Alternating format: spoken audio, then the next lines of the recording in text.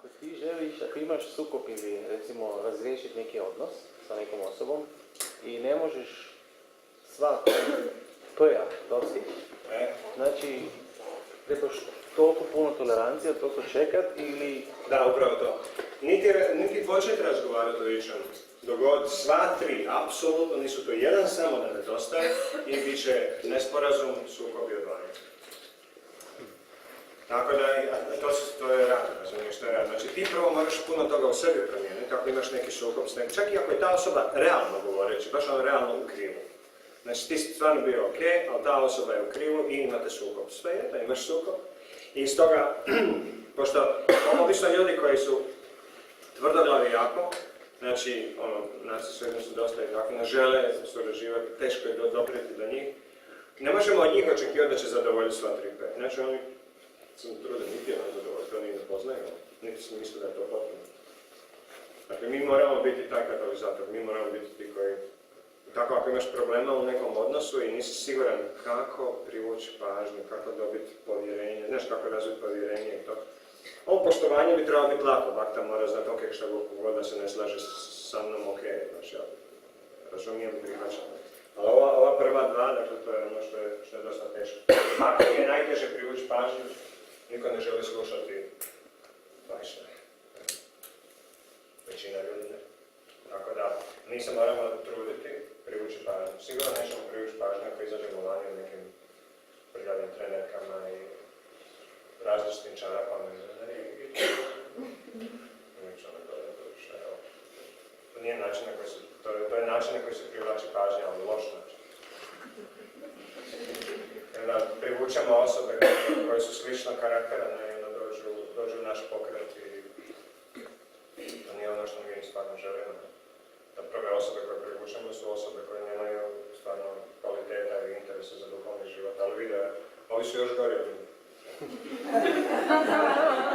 Naravno, mi smo ovdje razvili na ovom području, ja vjerujem u kulturu da se predstavljamo vani uvijek takav.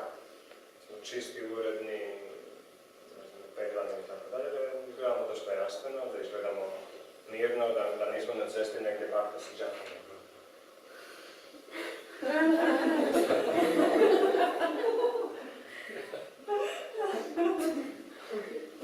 Dakle, treba davati taj odraz duhovnosti, svetosti, misticizma nekog, jel? Ako ništa drugo trebamo se truditi, znati da je to, iako ja možda nisam na tom nivou, ali tu ulogu treba vježbati da bi se ona konačno dostigla.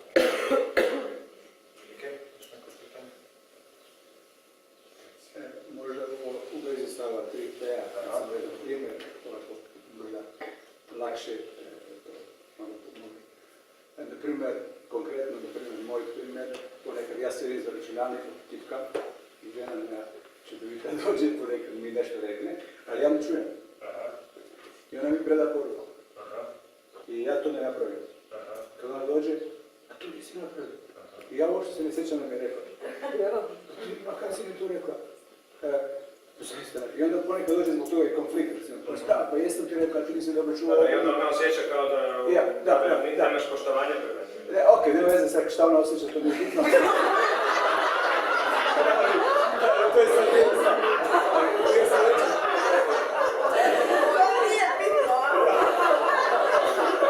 Ali hoću kada se nešto drugo.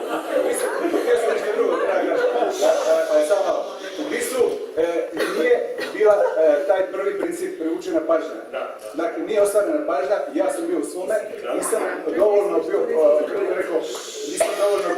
posvećen tome, a možda se ni ona nije toliko potrudila privuče moju pažnju i bila je informacija nepotpuno predana i nije došlo do izvršenja i onda nastupi kad dođe do nekih sukoba i šta. Međutim, u drugom primjeru, kad ona to kaže, kada sam ja par puta primijetio da to ne funkcioniše, da sam se ja okrenuo i rekao, ok, evo sad ću da slušam.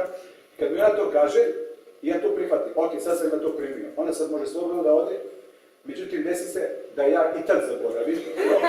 Ok. Međutim, kad ona kaže, nisi napravila, ja priznam, da, rekla si mi, ali moja greška, ja sam zaboravio. Znači, čisto drugačija reakcija. Kad ti to prihvatiš... Je istina, u ovom prvom slučaju, kako si ti naveo, bila bi njena greška više analizirati, bili ono kroz striktni, da, ona mora reći, molim te okreni se, slušaj me, da ćeš zaboraviti. Znajući tebe, njena je dužnost, jer ona traži nešto od tebe. Znači, ona prenosi informaciju, ona bi trebala reći da me slušaš, ili imaš, hoćeš da ti kasnije kažem, ili napišeš na papir. To je ta poanta, ali mi smo ljeni. Nešto da, slušaj me, ne mogu ja sad tebi, idem čas, slušaj me. I onda, naravno, žena ne osjeća da ona nema vremena sada i nema energije i onda zahtjeva da ti uložiš napora da daš pa. I to je ono što u braku gdje nastaje konflikt. Glavni problem u braku, glavna stvar koja uništava brakove, je stvar koja se zove kompromis. Kontradiktornost, molim, kako pa bez kompromisa nema ničega? A znate što je kompromis? Kako se ostvaruje kompromis? Ko određuje kad će što biti? Napravit ćemo kompromis. Kakav kompromis? Dogovorit ćemo se. Ko će se dogovoriti? Ko će odlučiti kako će to biti? Dvoje ljudi. Nema kompromisa između dvoje ljudi. Između dvoje ljudi ima samo ili po jednom, ili po drugom. Ja ne znam šta je nama danas u ovom domu, mi toga nismo svjesni. Mi smo ulazimo u brak, napravit ćemo kompromis. To znači bit će kako jedna osoba kaže. Uvijek. Druga osoba se samo mora složiti. Win-win varijanta, recimo, to je neki kompromis? Ne postoji kompromis. U braku ne postoji kompromis. Mislim, kako bi to nazvali? Šta bi onda trebalo biti? Recimo, žena kaže, ja hoću sudjelovati u svim odlukama, ja hoću da smo jedan i da sve je, ja? To je kompromis. I onda, a muškarac može reći, ok, napravimo kompromis, ja ću imati ljubavnicu. Šta? Ništa te ne uskraćujem, samo napravimo kompromis, ja bih htio imati 6 ljubavnica, ali napravit ću kompromis i imat ću jednu ljubavnicu. Kao što žena kaže, ti bi sad sa svima upravljala, ne može tako, napravit ćemo kompromis pa ćemo pola. Zašto? Gdje to piše da je to ok? Gdje to piše da je to ok da više ljudi upravljaju sa jednom institucijom? Gdje to piše? Jedna osoba mora biti odgovorna. Jedna osoba mora biti odgovorna. Isključivo jedna. To je tako sa svim upravljanjem u svakom vetskom društvu. Jedna osoba je na vrhu, odlučuje i snosi svoju odgovornost. Ostali slijede. Ako ta osoba ne valja, stavi se druga osoba kao kvalificirana. Ali kad više ljudi vodi, stvar se ne miče nikuda. Kada board vodi nešto, to je današnji narcisoidni način vođenja stvari, kada board neki velik vodi, onda nema pomaka. Onda se radi tako da se sve strane zadovolje, da bude kompromis.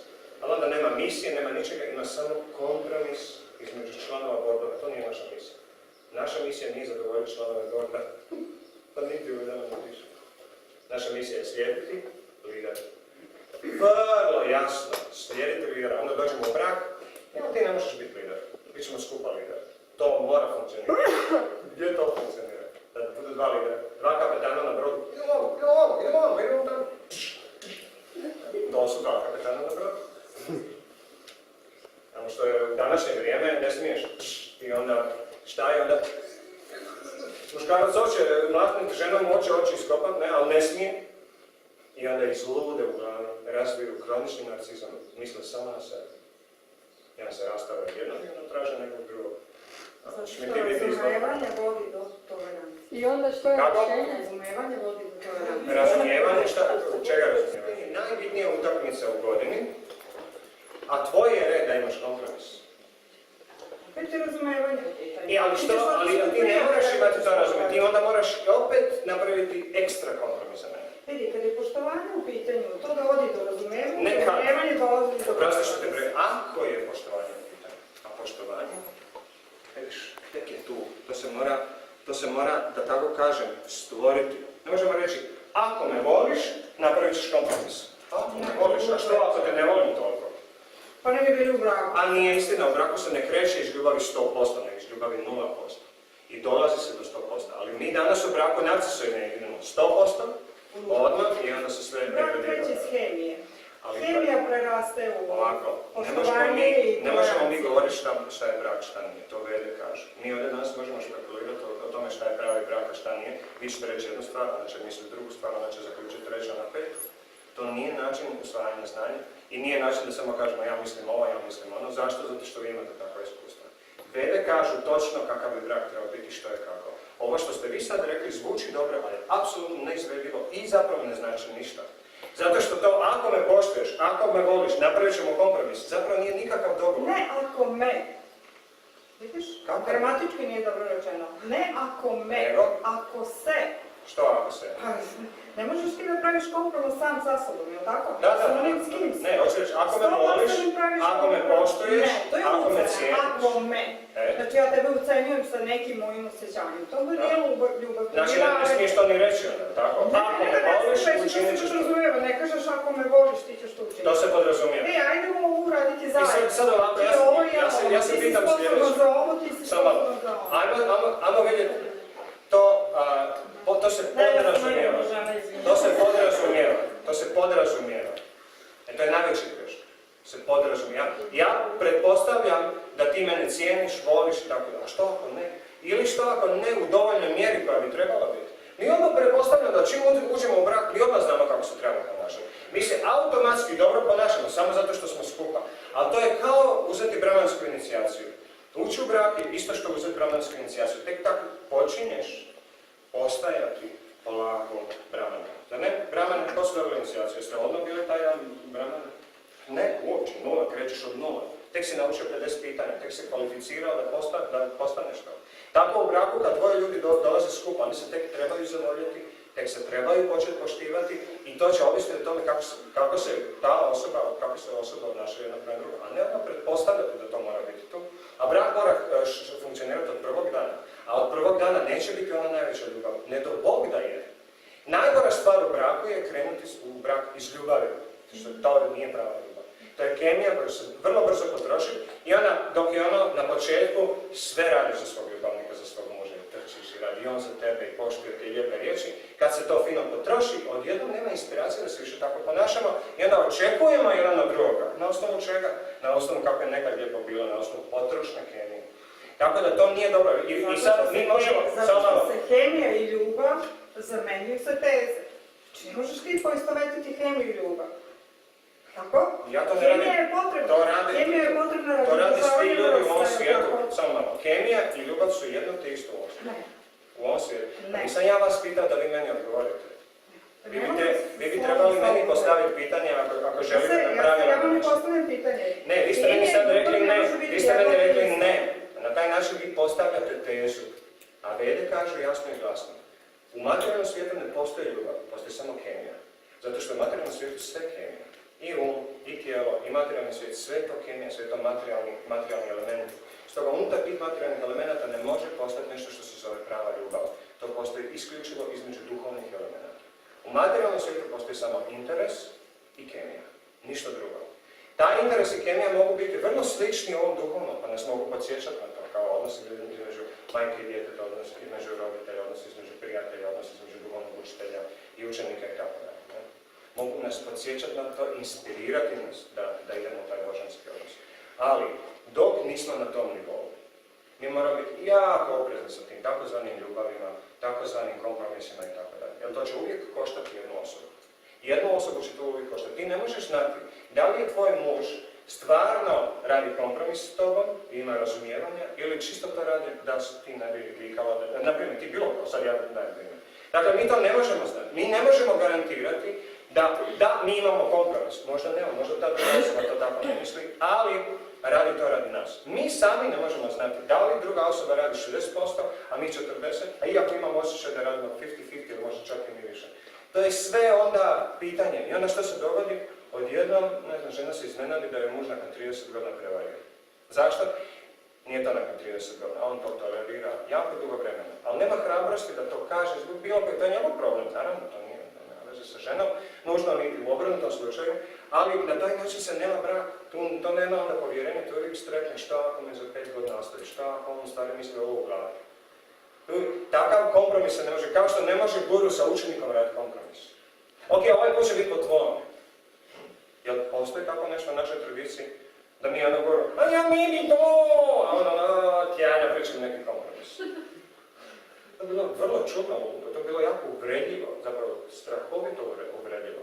ići guru govoriti šta bi mi trebali raditi. Ali guru ti ne kužiš. Gotovo, sve sam naš duhovni život pada u vodu, čini mi se na taj način postaviti. Dobro, mi ovdje ne govorimo o duhovnom životu, konkretno smo govorili o braku. Mi govorimo čitavo vrijeme o duhovnom životu i brak bez duhovnog života mi u Vajšnjavskoj tradiciji ne smatramo brakom. Ne smatramo nekim životinskim vrstama odnosa instinktivno koji se zasniva na tjelesnim porivima. Tako da i zbog toga se danas većina brakova raspada. Ja ovo ne govorim bez veze sada samo o slučaju. Pogledaj se tome. I u duhovnim pokretima i u materialističkom društvu brakovi se većinom raspadaju. Od čega je to? Od čega je to? Samo zato što je jedna strana kriva ili zato što... Od čega? Koja prirodna pojava uzrokuje to? To uzrokuje prirodna pojava koja se zove kompromis unutar braka. Kompromis je nešto sasvim drugo. Način na koji mi doživljamo kompromis je kao da, na primjer, žena odgaja dijete, majka odgaja svoje dijete, i muž je dođe ili ga doji i kaže nemoj ga tako doji ga drugačije okreni, malo svi su na ovom stranu. Rijetko kaže žena će to prihvatiti. Ili da govori kako da ga ona odgaja, kako da priča s njim. Rijetko kaže to žena od svog muža prihvatiti. Zašto? Zato što će reći pa ja znam onda kako treba sa svojim djetetom. Znači u masu slučajeva koja će žena pristati na to da kompromitivno se šminka. Onako kako je muž govori. Malo, ne sviđa mi se ovo. Mislite malo o tome. Postoji čitav aspekt ženskog života u kojem muška riječ nema apsolutno nikakvo značenje. Vi se zapravo smijete kad mi pokušamo, ne znam. Da, ti ćeš reći, ali molim te. Ali kad treba zapravo, kad se treba miješati u muške stvari, onda vrlo često, ne kažem sve, vrlo često, žene onda kažu, ma nemoj zašto ja ne bi isto to, ja hoću isto tu imati svoje prste u tom. I to se zove kompromis, to se ne zove kompromis, to se zove petljanje na tuđe poslove. Tako da, muškarci i žena se mogu dogovoriti, kompromis se postiže prije braka. Ok, hoćeš ti biti muško ili žensko? Onda meni, i što za tebe znači muško? Želiš biti žena? Ok, sad mi kažeš što za tebe znači žena. Ja hoću znati što ti očekuješ od ovog braka. I sad žena kaže, ja hoću da to i to i that's it. I onda muškarac vidi, ok, kad se dogovorimo, onda se toga držimo. Ali ono što mi želimo u braku imati je kompromis. To znači kad meni šune da ja promijenim plan. To se zove kompromis, zar ne? Joj, glava me boli, danas mi se ne... Ali dogovorili smo se, ali sad je drugčije. Učini kompromis, danas je drugi dan. Tako jednako se muškarci na to uvrijede kao da žena recimo dobije obećanje da danas idemo u Ikeu, kupovati novi namještaj, super, ekstaza. I danas ujutro je repriza neke važne utakmice, on kaže zaboravi Ikeo, ja tu sjedim. Napravi kompromis s ženom. Kompromis sada. Niko ne može napraviti kompromis bez da se osjeća povrijeđen. Tako u braku prvo što trebamo izbjeći je raditi kompromise i onda neće biti povrijeđivanja. Mi smatramo kompromis kao pozitivnu riječ. Materialisti smatraju seks pozitivnu riječ, nešto sve da čekamo, ja? Tako da kompromis, to je vrlo opasna stvar. Kompromis znači biti korumpiran, kompromitiran. I onda svašta se može dogoditi. Više muškarac nije muškarac, žena više nije žena i sve se raspada. Tako, ako je čvrsti dogovor, onda možemo računati jedan na drugog. Računati jedan na drugog.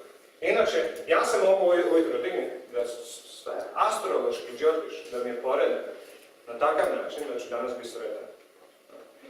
Ali njoj nije. Stoga idemo napraviti kompromis. Ajde mi uprskaj mi pola dana. Ja ću pola dana biti u bedari s tobom, tako da napravimo neki kompromis da je te lakše. Mislim, tako živi. Tako se ne živi, ok? Mi moramo gledati da naš partner napreduje stalno, da je njemu stalno bolje. Gledati kako će naš partner biti sretniji s nama u društvu. A ne rad kompromise s nama da bi mi bili zadovoljni. To je narsisredno i to uzrokuje pucanje veze. Ja sam uvjeren u to kada je muškarci i žena čisto eksperimentalno. Ne zbog Boga, ne zbog religije, mi smo još daleko od toga, čisto radi sebe. Da uđemo u veze na ovaj način. Da točno odredimo uloge i tih se uloga držimo do kraja života. Naravno, uvijek postoje izuzetne situacije kad će možda žena je bolesna, će možda preuzeti djecu ili tjedan danas njom mjesec, to se ne računa, ništa se to ne računa. Ekstra situacije su uvijek ekstra situacije i one se primjenjuju očito kako se očito situacija zahtjeva. Muškarac se razvoli, žena mora ići tamo, konje, ne znam, orati, vamo tamo i ono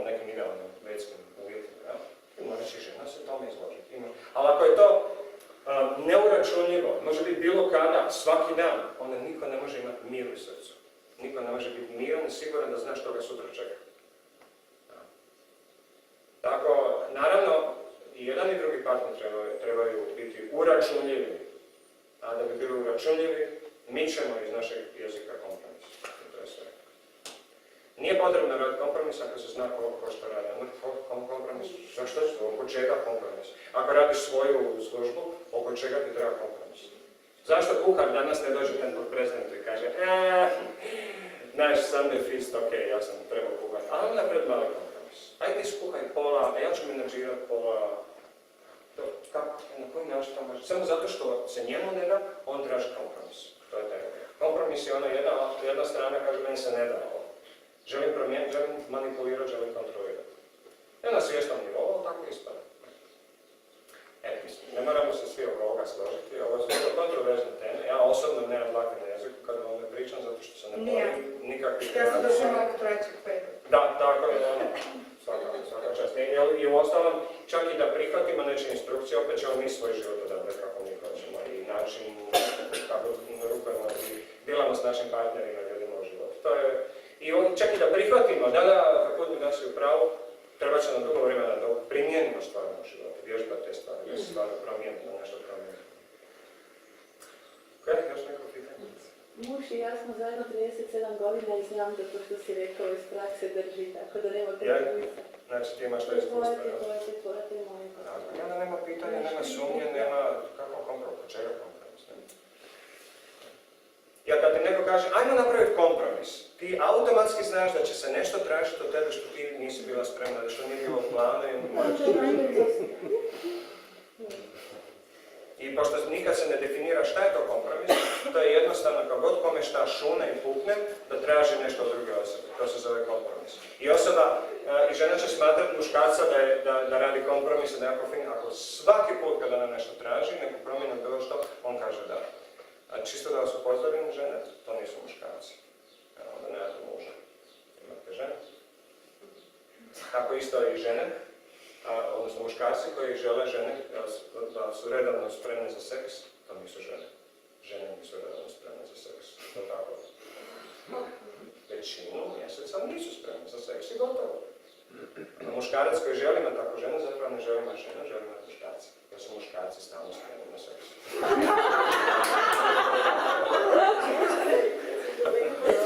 Vrlo jednostavne istine koje prihvatimo kao takve, onda od sramote nećemo tražiti od druge osobe takve kompromise.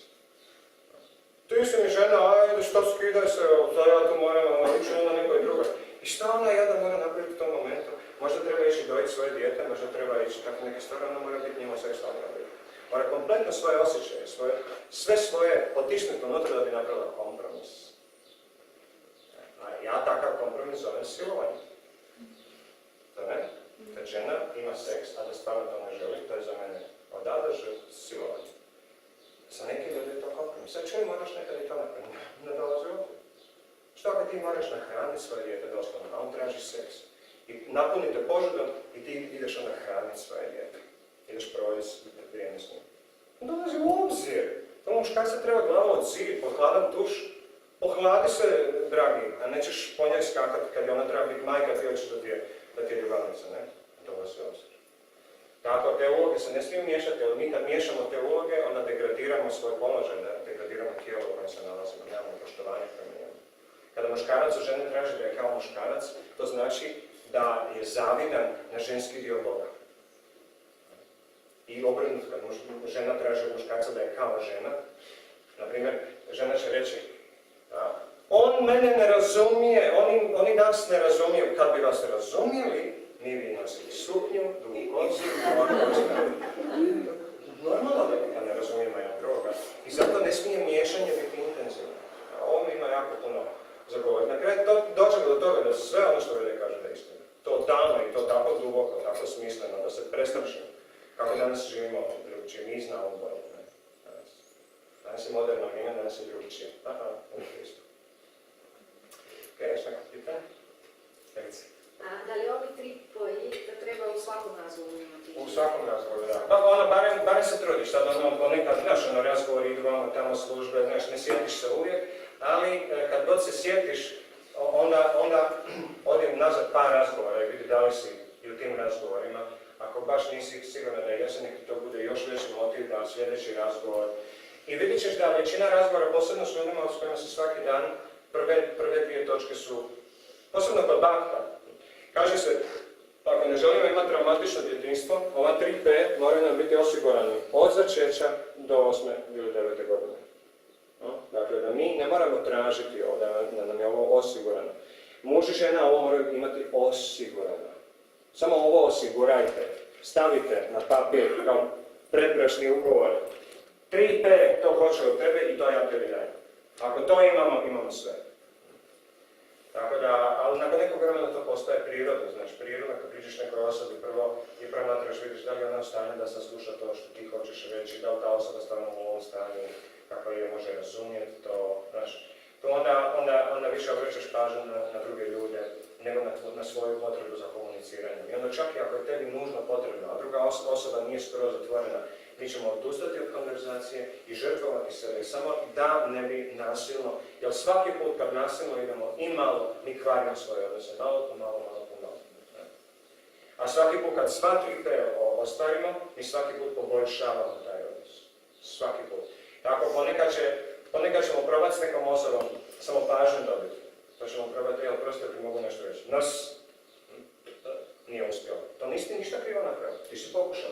I ali sad, ako želiš biti sluga, umjesto uživatelj, koga šiš, to je uživatelj, ja sam razne. Ali ako želiš biti sluga, onda u glavi, kako da ovoj osobi pričam, kako da učinim da obrati pažnju, znaš, i onda se ti trudiš oko njih. I to je služenje. Se mi trudimo oko druga osoba, da se zove služenje. I nemojmo odabrati se truditi oko ljudi koji ih teško podnose.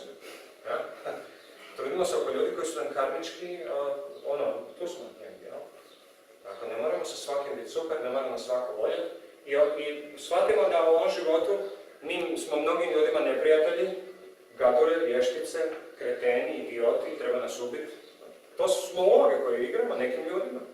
I neka to bude tako, šta, neki nas vole, neki nas mrze, to je raznolikost materijalnog svijeta. Ima svega ovdje. Neko me voli, hoće me maziti, a neko me upravo cilja sa snajperom u glavu. Tako, nekad jednostavno pokušat ćeš, vidit ćeš negdje, to ne znači odustati od te osobe, nego ćeš to nešto više nametati. To je ta ideja, ne mogu privući pažnju, osoba ne želi, gotovo. Ne morate voljeti, jednostavno te ne podnosim i gotovo, i ti se vakneš, sve ćeš to. Stvarno, ne moraš ti stvarno ništa napraviti u ovom životu, ko znaš znaš kakav konflikt s tom osobom drugom, i nek nas to osobno ne boli. Ako nas to jako boli, onda to nije dobro, to je opet pokazatelj narcizma da smo osjetili previše nepravda. Znači, poštovanje, znači, pljuni me, zagrli me, meni je to ok jedno i drugo. Smatram da je jedno i drugo potrebno i da jedno i drugo je odraz nečega, funkcija. Krišna zna zašto to radi. Reci. Da li ima nezdravog narcizma kod osoba koje puno radi za druge? Puno usluga, puno službe, kao da sebe stavljaju... Nezdravog gore ili nezdravog dolje? Nezdrav, mislim, bilo gdje. Jedno i drugo. Kod bakta ja mogu vidjeti jedno i drugo. Znači, baš cijeli spektrum. Znači, bakta radi službu, jako mu lijepo ide i onda počne razvijati taj osjećaj posebnosti, znači da ima prioritet, da ima prednost, da ima pravo, da bi to ovako trebalo, onda se povećavaju očekivanja. Kad se povećavaju očekivanja, prirodno se poveća i razočaranost kad se ta očekivanja ne ispune. Jer ovaj svijet nije koncentriran na ispunjavanje naših očekivanja, nego Krišninih, i onda nema smisla imati kakva očekivanja ako ovaj svijet nije napravljen za naše očekivanja. Tako, očekivanja su najveći neprijatelji. Jer recimo možemo gledati guruje, oni su užasno opasno položaj, njih svi obožavaju. Pogledajmo velike guruje, šta im radimo kad dođemo ovdje. Sad ti ne budi na ego. Da mene jedan dan tako tretira, ja ne mogu sebi doći od ega Mora da sam tako genijalan. Tako da oni najvjerovatnije, koliko ja pretpostavljam, cijelo vrijeme moraju svoje ego lupat po glavi, da ti nisi to. To je njihovo viđenje, to ti si nešto drugo. Ja i Krišna znamo šta sam ja. A ovim ljudima sam zahvalan i to je ta ideja. Ako koristimo simptome sniženog narcizma, znači poniznosti, to će biti predivni simptomi u životu. Simptomi zapravo koji nas iskušavaju na neki način. Znaš, kao recimo bakta koji se oslobodio želje za novcima, odjednom dobije milion eura. Zašto? Pa ne samo zato što se oslobodio te želje, nego da ga Krišna isto testira. Tako da... Znači, dobro se osloboditi te želje. Molim?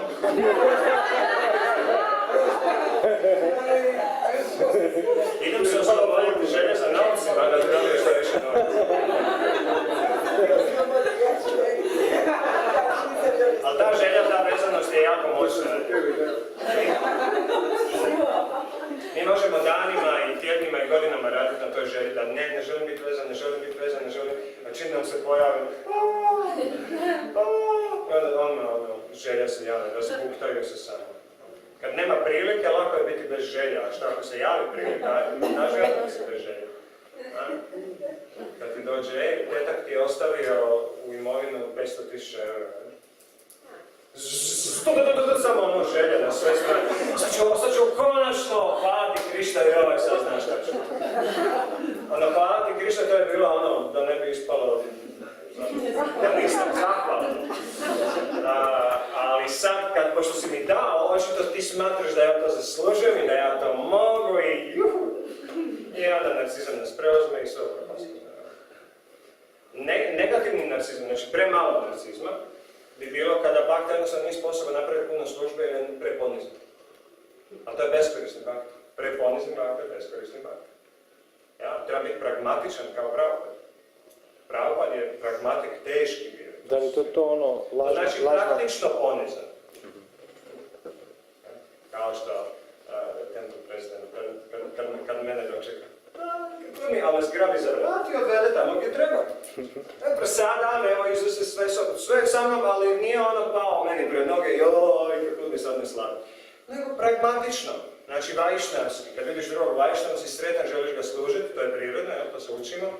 Ali nemoj sad tu ono gledati ga i samo... Kad se malo...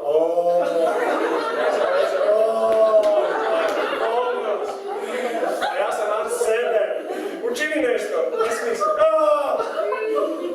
Pa koristno tako govorava. Znači, trebamo biti pragmatični. I stoga bakta će na taj način djelovati. Ponizan, ali izvoli projekti, sve funkcionira. Ali ništa ono to ja radim, to je za mene, to sam ja zaslužan, ja očekujem sad nešto.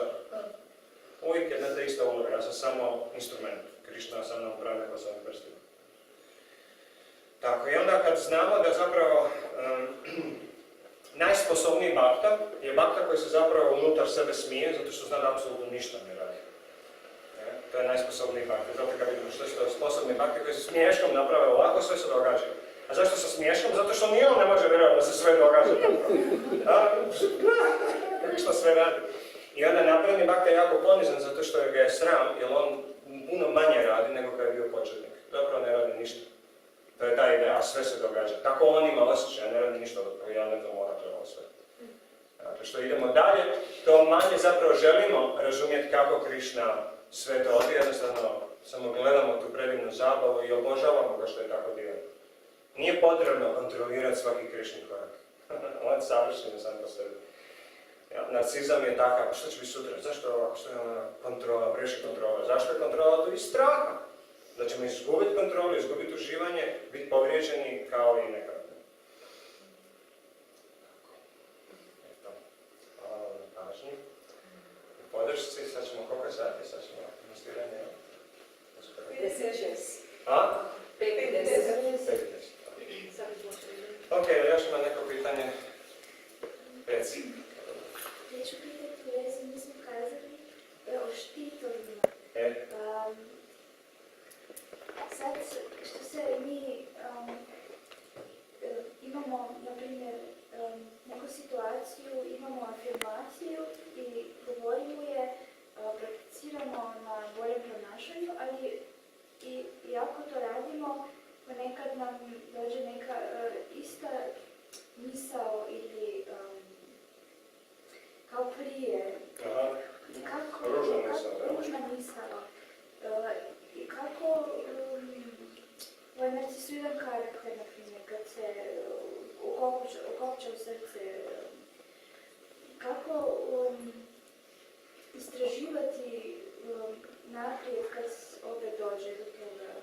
u procesu, da to vidimo. Znači, pokušavaš biti ok, ali te prevari, to hoćeš reći. Da. Je li to što hoćeš reći? Te prevari? Da. Recimo, želiš biti ljubazna, ali iskoči neka gruba riječ ili onako kreneš očima, pa to druga osoba shvata, ima je bilo narcisovanje, jel?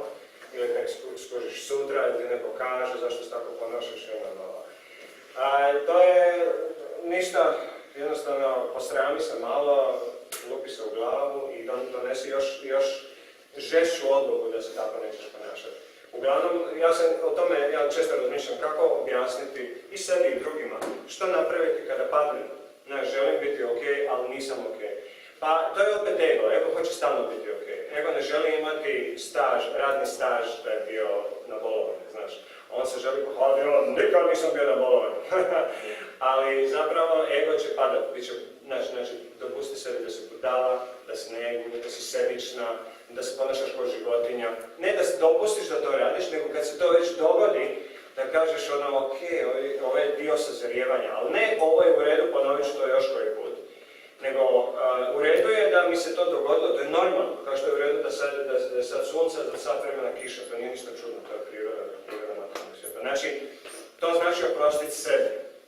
Znači, ne kritizirati se više kad vidimo da griješimo, ne kritizirati se još ekstra.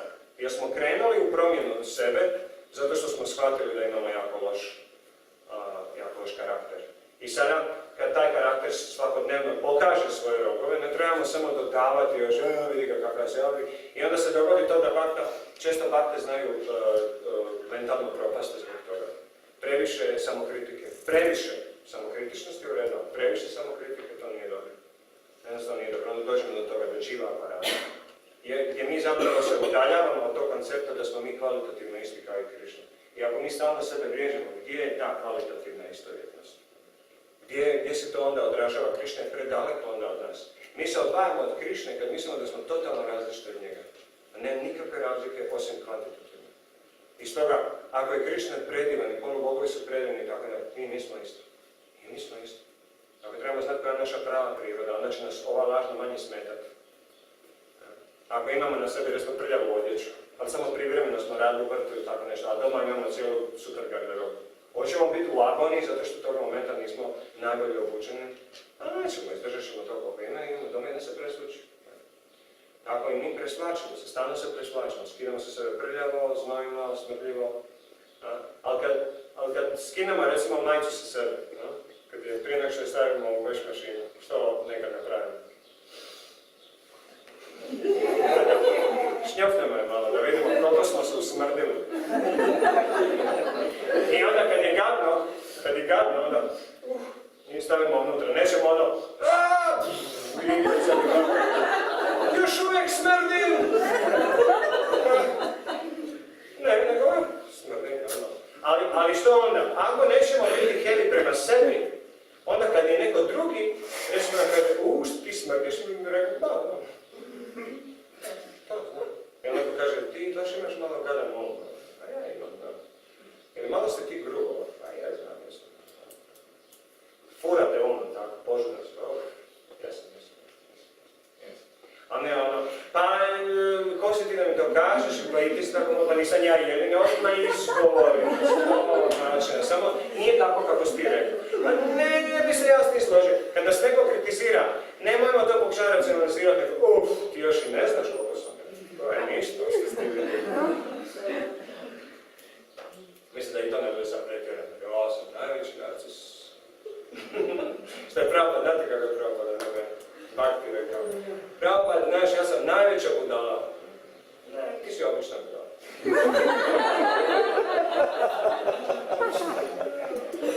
Najveća. Ego je ili najgori ili najgori. Rekao je učenik, ja kažu Prabhu, ja sam najbolji, što je to nisi ništa drugo. Nisi ništa Samo beznačaj. Mi tako želimo umjetno ponašati Gosvamije i naše ačarije, jer sam najhvaliji na svijetu, kao da će to nešto postići, samo da što mi to tako kažemo. To treba stvarno osjećati. I nije istina, nismo najhvaliji na svijetu. Ima pali, ima manje pali, što se poliramo bez veze? Mi smo normalne, živimo u ovom svijetu, normalna patnja, normalna kao i druga, sve je normalno, nema ništa ekstra, posebno. A mi smo regularne budale, regularno degradirano dobu i malo papamo izmet, malo urin, malo zemlje, malo kamenje. Koji tamo se nađe koja, onaj trn pa man ubodeno su u jezike, to svi radimo, to je okej, ja? Svi smo narcisi i treba imati razumijevanje prema tome. I onda koji je zapravo najbolji zajednički lijek za narcizam? Smijimo se jedan drugome. I smijavajmo našeg, ali svako svoje naravno. Svako svoje. To su najbolje šale, smijavati se na svoje ego, na svoj narcizam. A da bi to mogli, moramo ga pratiti, moramo gledati kako će neku glupost napraviti, da kako moram ispričati na klasu danas. Kada on prevari, kad ispade narcisa jedan, onda to odmah idemo podijeliti s nečim. Znaš što mi on danas napravili? Nevjerojatno, slušaj ovo. I onda ispričamo od druga osoba, da viš tako i meni ste, i onda imamo nekako, okej.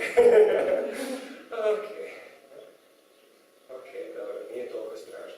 Počnemo o sebi misliti, žalim, ja neću nikad, to nije za mene, ja. Kao da kažeš, ja sam poseban, niko nije kao ja. Za mene nema lijeka, Krišna je full, totalno što se mene tiče. Ili Krišna je posebno aranžirao nešto za mene. To je opet narcizam. To je opet, ja sam poseban. Eto. Nešto dobro? U braku nema kompromisa, što mogu da prihvatim. Ali kad se dvojica odluče da žive zajedno i tada si razdele uloge, što će koraditi, a tada još je kompromis, ne znam, žena kaže ja hoću da ti radiš, ja očekujem tebe da ti radiš, muž kaže ja ne mogu zaraditi dovoljno, trebamo obojice raditi. Da je tada još moguć kompromis, pa da se onda toga držimo cijeli život, ili je bolje da se to dvoje ne pređe? Pa ovako, ti, znači, recimo kao žena, možeš sa mužem bilo kakav kompromis napraviti od početka, ne se toga držati i to je fair. Recimo, ako se udaš za muža koji je slijep, koji je invalid, ali ga voliš svejedno, on na neki način se privučena s njim, kako vas tu spoji, ti ćeš očito mora drugi aranžman s njim dogovoriti i toga se držati cijeli život. Samo što ću ti vede reći, pošto to, recimo, ako je malo drugčije nego priroda, ženska priroda, ženske stvari, da tako kažemo, naravno da ćeš se ti onda moraš žrtvovati. Ali gledaj, ni njemu nije lako, tako da bi ti onda bilo lakše, ja imam muža koji je slijepa, da mogu ja zaraditi, zarađivati novca, ništa. Samo treba biti na početku. Tako, ali. Ići rad takve kompromisa da nema očite potrebe, vrlo riskantno. Znači, ako muškarac od početka ne zadovoljava muške potrebe, ti ne bi trebalo ulaziti u vezu. Žene bi trebalo biti malo oprezne danas. A žene su vrlo hirovite danas i prvi koji im se nasmiježe odmah brak su. A muškarci vrlo često uopće ne žele to. Nisu spremni, nisu uopće ozbiljni za takve stvari, uopće vas ozbiljno ne doživljavamo. Potrebe žene da bude zaštićena, da bude u porodici, da ima svoje porodice, da se ekspandira. Muškarci danas uopće nešto ne kraj pa mi što ne briga za te tvoje potrebe. To je muški svijet. Žene kao da to ne vide, ne? Ili to vide pa onda totalno nema poštovanja nikakvog prema muškarca, mogu iskoristiti da tu novaca bude stup i to. I nije da nema pravo, žena ima pravo, ona ima svoju industriju koja traži svoje.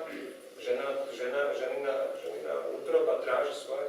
I to je Krišna tako stavio, ne muškarac, ne žena. Stoga to treba poštivati kao što treba poštivati njene dane i noći, jesena, proljeće, ljeto, to treba poštivati.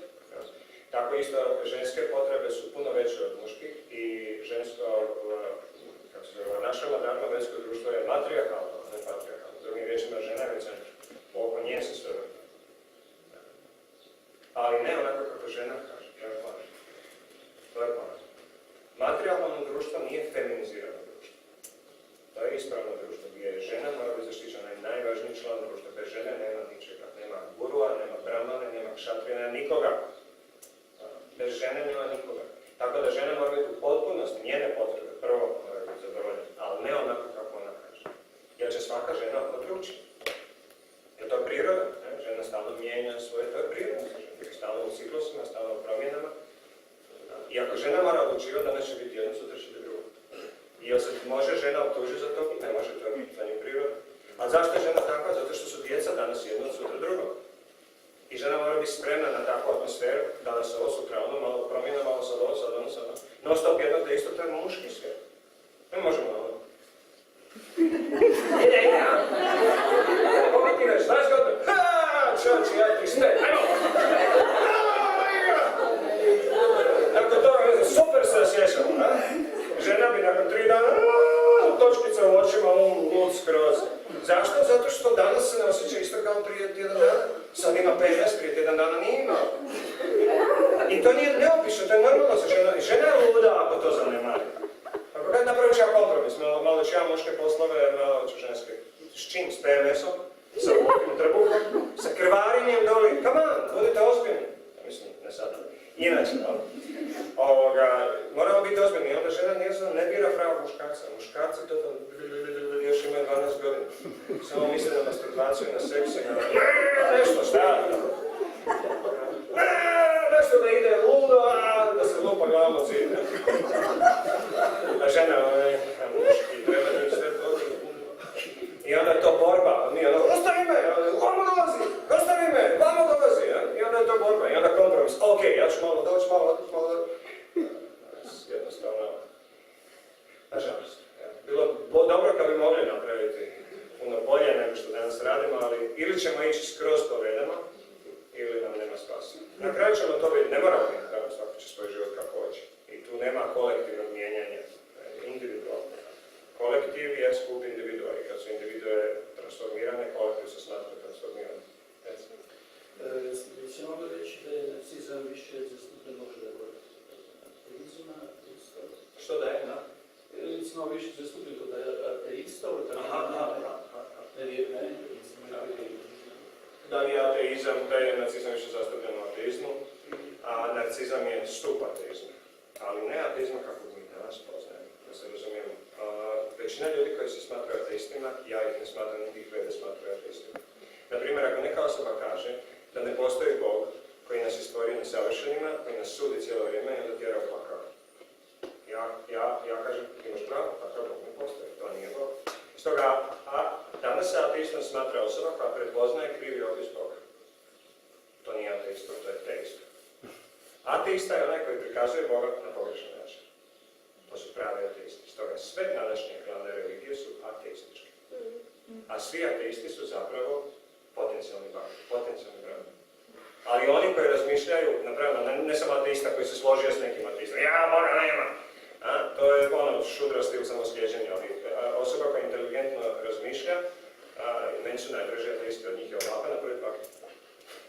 2-3 dobra komentara je, jer on ne može ići dalje od razuma, ako ti njemu daš logiku, on ne smije od toga bježati, jer to je ono glavna, njegov stup koji ide protiv ovog ludila koji objašnjavaju modernim takozvanim religijama. Tako da, pravi ateizam, što je pravi ateizam? Znači ja sam Bog. Nema drugog autoriteta iznad mene. Ko će mi šta reći? Pravo, ko je on? On je običan čovjek, isto kao ja. Što bi ja njega slušao? Naravno da on, šta je ovo? Ja i to isto mogu svirati, imam ja tila tu, napraviš tu frizuru. Šta je on bolje od mene? Prema tome ja neću konačno nikog svijeta. To je pravi ateizam. I to je narcizam samo tako. To je ono vrhunac narcizma. Još je nešto bilo? Reci. U jogijskim krugovima se vrlo teško možeš naći osobu koja će meditirati na neki osobni aspekt Boga, ne? Mislim da, nisam sigurna, ali mislim da tvoje mišljenje me zanima ili možda šta si čuo od Prabhupada. Mislim, kako što sam ja čula, da je to strašno opasno isto druženje s ljudima koji možda nisu baš ne meditiraju na osobni aspekt Boga, nego na Brahmađoti. Pa zanima me kako može biti to recimo za bhaktu opasno, ako si previše u društvu s takvim ljudima. Zbog toga što upravo što sam sad rekao, ako je Bog impersonalan, nije personalan, ja ne moram nikome računa podnositi. U konačnici sve što takvi ljudi slijede zato što se njima tako sviđa. Kad bi bhakte birali šta im se sviđa, napravili bi 1,5 krug, izali se u 6,5 do 8,5, jeli prasadan 4 puta na dan, kolače posebno, uvijek da su dostupni, i tako neke stvari. Kao da bi mi odabrali baš ovakve principe. Mi moramo zavjet dati da bi nam se vjerovalo. I to pred ljudima, pred gurom. To znači da mi sami ne bi nikad na ovaj način Krišnu obožavali, prisilili se, da tako kažemo, skužili da je ovako bolje. Tako, impersonalizam je zapravo samo filozofski pravac hedonizma. Filozofsko objašnjenje hedonizma. Na vrlo suptilan način, tako da niko ne može shvatiti da je to zapravo hedonizam. Jer je njihov je interes da se stope sa Bogom, da bi uživali kao Bog, da bi dobili tu poziciju. A pozicija Boga je da Bog ne mora ništa. A to je uživanje, kad ne moraš ništa, ti samo uživaš, kad ne moraš ništa. Ja, na primjer, sad moram promijeniti poziciju. Ne zato što hoću, nego zato što sam prestao uživati. Boli me da sad moram promijeniti poziciju. Znači, moram. Ali ako sebi nije objasnilo da ne moramo ništa, na bilo koji način da to sebi objasnili, to se zove impersonalizam. Znači, Bog nije osoba, ne moramo podnositi račune. Kome onda račune podnosiš? Stoga to je vrhunski jedan, ali oni većinom toga nisu svjesni, oni to maskiraju na film, znači zapravo neko drugi je to već maskirao za ljudi. Ko je to maskirao za impersonalista? A? Šiva, da. Šiva je... Da, jer on isto kaže, sve u ja tancu, osjećam šta je dobro i šta nije. To je to, ja osjećam, ja znam, jednostavno, to je ono što oni kažu, ali kako znaš da si na pravom putu? Pa ako si čist i ako si u potpunosti povezan sa izvorom, onda znaš. Jel da? I to je ono, čekaj malo, ali hoćeš reći da to ti odlučuješ? Ne, to Bog odlučuje kroz mene, zato što se ja povežem s njim. A kako znaš da se povežem s njim? Osjetim. Wow, čovječe, a? Koji standard ocjenjivanja? To ti je vrhunski narcizam. Vrhunski narcizam. I zato je Prabhupada bio nervi, šašanje. Zašto Prabhupada? Pa mi nismo majavali. Što tupiš stalno o tom impersonalizmu? On kaže, vi ste totalni majavali. Ono do dubine. On je ono, what? Najgori majavali. To smo mi. Zašto? Jer nismo svjesni toga da smo majavali. Kao narcis. Najgori narcis je onaj koji misli da ne. Oni su super. Kao hoće. Da, hoće. Ja mogu, ne mogu da pričam, ali mogu da vas. Uvijek. Ja mogu sutra da prestanem da svijetam. Sutra da pre to ništa. Ili, gospodine, koliko ste popili? Pa. Nikad neće priznat stvarno. Da, još sam zaboravio jednu stvar reći, ali u knjizi je to. Najveća hrana za narcizam je osjećaj superiornosti. To zapamtite. I mi uglavnom tokom dana, ono što pokušavamo napraviti, je ostvariti osjećaj superiornosti sa svim ljudima oko sebe. Da smo pametniji, da smo bolji, da smo mirniji, da smo bolje obučeni, da smo zdraviji, da smo ljepši, da smo uspješni. Osjećaj superiornosti. I onda kad nas neka osoba kritizira, vidite što narcis prvo napravi. Je smanjiti vrijednost preko suda. Zašto? Što je ona superiorna. Kako ti mene možeš kritizirati ako sam ja tebi superior? Tako je osjećaj superiornosti uvijek tu najvažniji prehrambeni artikl za narcisoidanu. Ja se moram osjećati superiorno. I onda kad neka osoba recimo priča o svojim slavama, jedva čekam da misle, joj, kad smo mi, kad sam ja, kad smo mi, kad smo mi. Ja sam bolje iskustvo imao. Mislim, od kad ćete kada ovo čujete, ne? Moje iskustvo. Ono što ja imam je toliko vrijedno da ne... Zašto? To je zato što smo bili poniženi previše u djetinjstvu i sad nam non-stop treba imamo rupetinu u glavi. Ako imamo nije stvarno to rupa, ali tako ne. Mi pokušamo to ispuniti, a stalno propada kroz to. Zato što je rupa, staviš unutra, propadne na drugu stranu, moraš još. Tamo misli da se zatrpao, a s ove strane ispade. Tako, ako nismo dobili ljubav u djetinjstvu, u principu kaže se osoba koja nije dobila dovoljno ljubavi od svojih roditelja u djetinjstvu, ostaće narcis cijelog života i neće nikad biti sretan. I neće nikad imati dobar odnos sa Bogom. Zaboravi, gotovo, loša karma, ono što ti roditelji kažu, daju to je amen. Zašto? Jer si to zaslužio, tako si bio u prošlom životu. Nivo našeg karaktera koji smo napustili u prošlom životu, što sam rekao, kada umremo, mi u ovom životu dobijemo do 10. godine, do 8. ili 10. godine, to nam daju roditelji. Mi se rađamo s ničim. Sve impresije iz prošlog života su preduboko u podsvijesti. To je dio podsvijesti koji nama nije dostupan, to su prošli životi. principu nema spasa. Jedini način da se spasimo je transcendencija. Znači da nadiđemo zakon karme. Opet, ništa nego preko Krišne. Ovo ostalo sve kako ti sluša. I zato Hindusi, oni vjeruju u karmu kao u konačni autoritet. I onda kažem, kako ti je, tako ti je. Ali sad radi da bi u sljedećem životu imao. Kako ću sad uživati? Oni su tu puno pobožni, kažu, kako si bio u prošlom životu, tako ćete biti, to moraš prihvatiti.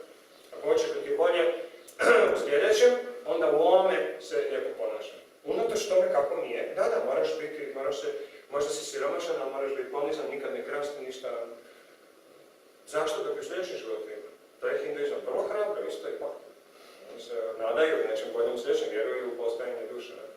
Na zapadni svijet mi smo previše stranirani da je samo jedan život. Previše smo na to stranirani i mi se ponašamo uvijek na tom osnovnom sustavu vjerovanja. Sistem vjerovanja je da je ovo jedan život i zato požuri se. Jedan krivi pogled reagira i odmah bojno. Zašto? Jer je ovo jedini život. A kad bi mi vjerovali da mi živimo neograničeno broj života, da je ovo samo jedan od bezbroj miliona života, koliko je logički moguće da je bilo kakva povreda, gubitak, nanesen nama direktno, bez ikakvog razloga. Koliko je bitak? Koliko stvarno može biti bitak? Ali mi ne vjerujemo u to i po tome se vidi koji je naš sustav vjerovanja, kako automatski reagiramo. Neka nas uvjeri, nama je to odmah jako važno. Ne bi nam bilo važno da vjerujemo da ovo nije jedini život. Ali pošto nam je jako važno, moramo odmah zaključiti, ja sam heri poistovjećen. Ja stvarno zapravo sam bakta već toliko dugo godina, ali ja stvarno vjerujem da ovo je jedini život. To je jedini način da se to testira. Ne verbalno. Da li ti vjeruješ u vječnost duše? Da. Stanu napoljeni pištolj u glavu, ajde vidim. Ruski rulet, klik! Ne vjeruješ.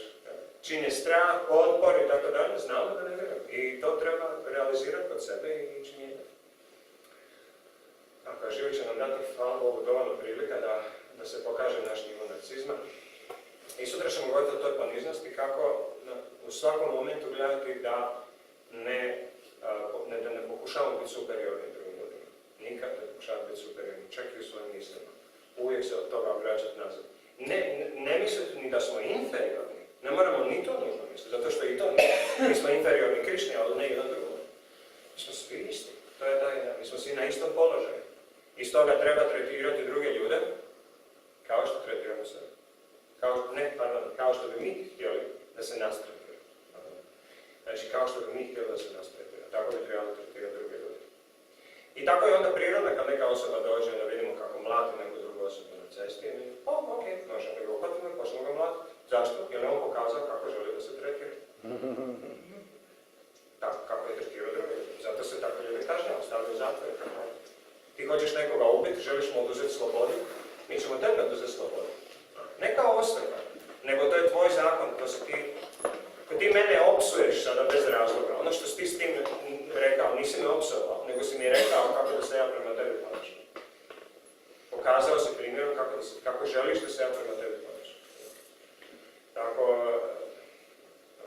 tu ima jako puno posla, jako puno rada, jako puno suptilnih grešaka koje možemo napraviti. A sad bih ja htio završiti, jer je već dosta kasno. Hvala puno na pažnji.